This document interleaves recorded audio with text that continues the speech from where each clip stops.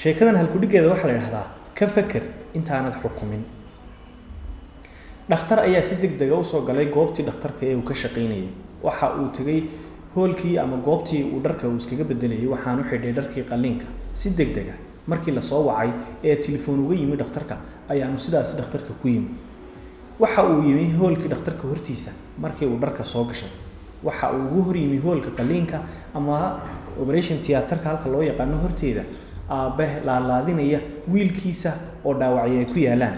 aabahaasi oo aad u xanaaqsan. aabihii waxa uu ku qayliyay dhakhtarkii oo uu ku yidhi, ma sidan ayaad mas-uul ku tahay? ma sidan ayaad mas-uuliyadda ummadda aada ugu sidaa? ma xilligan ayaad ka soo jawaabaysaa yeedhmada ama intaas oo goor oo lagu yeedhay? waxa uu in badan aabihii ku qayliyey ninkii dhakhtarka ahaa oo isagu ku bedelayay qayladaasi lagu qaylinayo dhoolla caddayn. waxaanu markasta ku jawaabayay isteji. markastana odaygu wuxuu ku celcelinayay, ka waran haddii oday inankaagu doctor uu ku jiri lahaa ilmahaagu halkan, isagoo dhakhtarkuna ugu warcelinayay, waxaan ku samri lahaa qadarka alle. dhakhtarkii marar badan wuxuu isku dayay inuu dejiyo ninkan aadka u qaylinaya.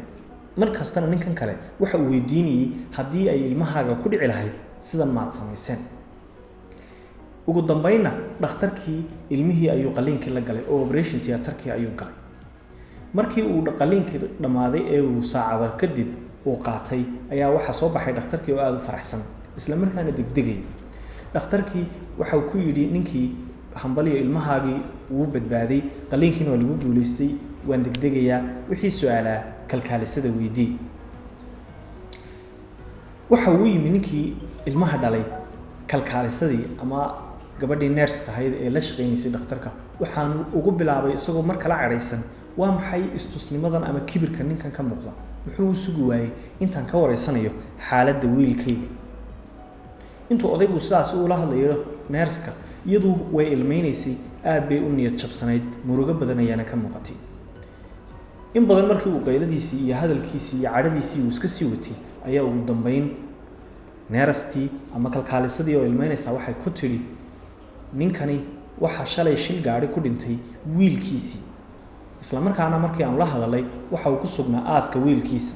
markii aanu telefoonka u dirnay si degdega ayuu uga soo jawaabay, halkaas ayaanu ka soo cararay. sababta uu degdegaya waxa weeye waxaa weli lagu guda jiraa aaskii, waxaana u baxay oo u degdegay si uu usoo dhammeeyo aaska wiilkiisii shalay geeriyooday. ninkii halkaasi ayuu isku xishooday ama uu aada uga xumaaday cadhadii faraha badnayd ee uu ula tegayey ama uu isagu ku samaynayay ninkaasi dhakhtarka ah, oo isaga bedelka ninkan murugadu ka muuqatay ay isaga farxadi ka muuqatay iyo weliba qanaacad uu ku qanacsan yahay qadarka ilaahay. xikmadda ay sheekadu xambaarsan tahayna waxa weeye weligaa qofna ha ku xukumin, sababtoo ah ma ogid sida ay noloshu tahay iyo xaaladda uu ku sugan yahay ama ay dadkaasi ku sugan yihiin. waana sababta ay u timi ama xikmadda ay ku timi odhahda caanka ah ee tidhaahda, buugna ha ku xukumin jaldigiisa, maxaa yeelay ma ogid waxa gudihiisa ku qoran. sheekadani waxa ay marar badan inaga anfacaysaa degdega iyo hubsimo la'aanta, si gaara weliba bulshadeenna loogu xanto, ee ah inaanay marar badan ka fiirsan waxyaabaha dhacaya iyo waxyaabaha jira ama xaaladaha dadka qaar ay ku sugan yihiin. maalin ayaa waxaan dhegaysanayay nin odaya oo ka sheekeynayay qiso nin kale oo odaya oo isaguna caana. waxa uu ka sheekeynayay waqtiga ay labadan oday qisadu ay dhacday oo ahayd waqti ay dhalinyaro ahaayeen oo ay askar ahaayeen.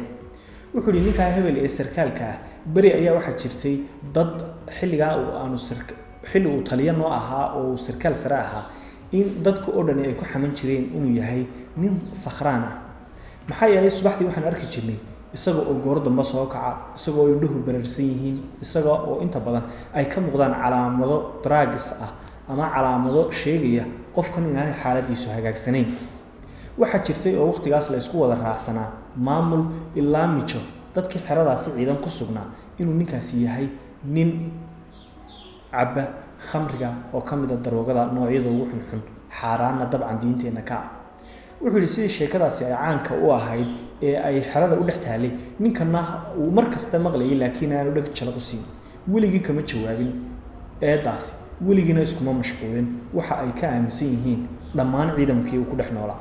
laakiin waxa uu iska watay hab nololeedkiisa isaga oo maalinkii oo dhan caajis daal iyo weliba jidh xanuun badan ay ka muuqdeen iyo indhihiisu casaan beri dambe ayaan ku dadaalay inaan u kuur galo bal in laga yaabo in sheekadu sidan ay dadka qaar u qaateen inaanay ahayn intii aan sheekadaas ku dhex jiray waxaan ogaaday oo aan soo helay markii aan la saaxiibay ee aan waqti ku bixiyay la noolaanshihiisa in ninkan yahay nin cibaado badan ku soo jeeda habeenkii oo qiyaam leylku uu ka mid yahay taas ayaana keenta in hurdadu ay ku yaraato isla markaasina waqti yar oo kooban markuu seexdana haddana uu shaqadii aanu ka seexan karin oo uu subaxii u soo kaco astaamaha mararka qaar ka muuqday ee xumaanta aan u aragnayna waxay ahaayeen kuwo ka yimi cibaadadaasi uu u taagnaa mar kale aan ku celiyay waa sheekooyin anfacaya ama inaga anfacaya mahanfadanimada ama hubsiimo la'aanta bulshadeena in badan lagu xanto adiga dhinacaaga